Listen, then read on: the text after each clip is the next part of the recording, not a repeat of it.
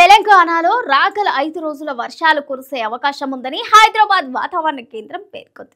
ఉరుములు మెరుపులతో కూడిన వానలు పడతాయని అంచనా వేసింది. ఈ క్రమంలో ఆయా జిల్లాలకు వాతావరణ శాఖ యెల్లో అలర్ట్ జారీ చేసింది. తెలంగాణలో రాగల 5 రోజులు వర్షాలు కురిసే అవకాశం ఉందని హైదరాబాద్ వాతావరణ కేంద్రం పేర్కొంది.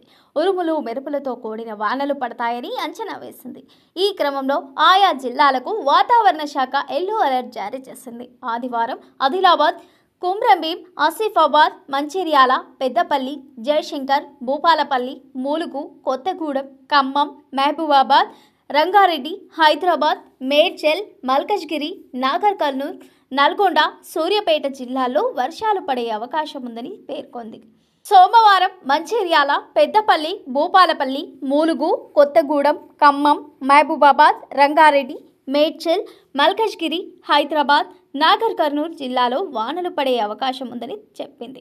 మంగళవారం ఆదిలాబాద్, కొమ్రంభీం, ఆసిఫాబాద్, మంచిర్యాల, పెద్దపల్లి, జయశంకర్, భూపాలపల్లి, ములుగు, కొత్తగూడెం, ఖమ్మం, మహబూబాబాద్, నిర్మల్, నిజామాబాద్ జిల్లాలో వర్షాలు కొనసాగే అవకాశాలున్నాయని తెలిపింది.